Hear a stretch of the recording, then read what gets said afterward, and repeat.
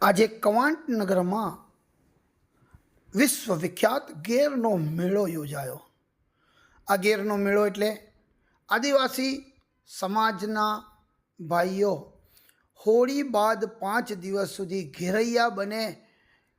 એનું કારણ હોય છે કે પોતાના કુટુંબમાં આવેલી દુઃખની ઘડીઓ, કોઈને સંતાન ન થતું હોય તેવા સમયે આ લોકો હોળી બાદ ઘેરૈયા બનવાની બાધા રાખતા હોય છે, જે પાંચમ સુધી તેઓ ઘેરૈયા બનીને ફરતા જોવા મળે છે અને માંગીને ખાવું, બ્રહ્મચર્યનું પાલન કરવું, આવા વિવિધ ટેકથી તેઓ ઘેરૈયા બનતા હોય છે। અને આજે આ ગેરનો મેળો કવાંટ નગરનો વિશ્વવિખ્યાત બનવા પામ્યો છે, જ્યાં લાખોની સંખ્યામાં આદિવાસી પ્રજાની સાથે સાથે શહેરીજનો અને વિદેશીઓ પણ આ મેળો જોવા માટે ઉમટી પડે છે। છોટાઉદેપુર જિલ્લામાં આમ તો વિવિધ મેળાઓ થાય છે, પરંતુ કવાંટનો ગેરનો મેળો આ વિશ્વવિખ્યાત છે। જ્યારે આ વખતે છોટાઉદેપુર લોકસભાની ચૂંટણી જાહેર થઈ ચૂકી છે, ઉમેદવારો જાહેર થઈ ગયા છે, જેમાં ભારતીય જનતા પાર્ટીમાંથી જસુભાઈ રાઠવાને ટિકિટ ફાળવવામાં આવી છે, જ્યારે ઇન્ડિયા ગઠબંધન દ્વારા કોંગ્રેસના ઉમેદવાર સુખરામભાઈ રાઠવાને ટિકિટ આપવામાં આવી છે।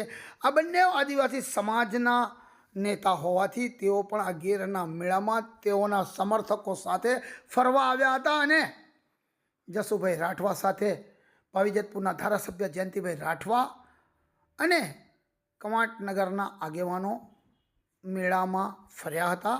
જ્યારે સુખરામભાઈ રાઠવાની સાથે ડેડિયાપાડાના લોકપ્રિય અને આદિવાસી યુવાનોના આઈડલ એવા ચૈતરભાઈ વસાવા, અર્જુનભાઈ રાઠવા, રાધિકાબેન રાઠવા, આવા આગેવાનો આજે ગીરના મેળામાં તેઓના સમર્થકો સાથે આનંદ માણવા માટે નીકળ્યા હતા અને તેઓએ આનંદ પણ માણ્યો અને પ્રજાએ સાથે સાથે તેઓ આ મેળામાં ફર્યા।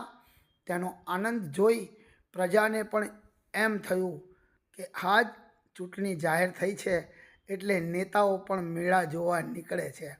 આમ કવાંટનો ગેરનો મેળો એટલે હજારો લાખોની સંખ્યામાં આદિવાસી સમુદાય ઉમટી પડે, હૈયાથી હૈયું દબાઈ જાય એવી ગીર્દી જોઈ માનવ મહેરામણ ઉમટી પડે છે અને એવું માનવ મહેરામણ જોઈ શહેરી વિસ્તારમાંથી કવાંટનો ગેરનો મેળો જોવા આવતા કે વિદેશી પર્યટકો પોતાના કેમેરામાં આ કંડારવા માટે પ્રયત્ન કરતા રહ્યા છે અને આદિવાસી સમાજની સંસ્કૃતિ તેઓ પોતાના કેમેરામાં કંડારીને યાદગીરી રૂપે લઈ જાય છે।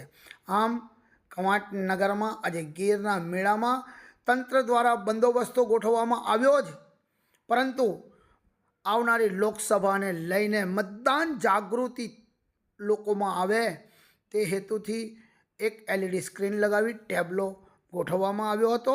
જ્યારે લીગલ એડવાઇઝરી કોર્ટ દ્વારા કવાંટ નગરમાં મફત કાનૂની સહાય મળી રહે, સહાય મળી રહે તે હેતુથી ડિસ્ટ્રિક્ટ જજ દ્વારા આનો ખુલ્લો મૂકવામાં આવ્યો હતો અને લોકોને કાયદાકીય જ્ઞાન મળી રહે તે હેતુથી મફત કાનૂની સલાહ કેન્દ્રનું આજે શરૂ કર્યું હતું।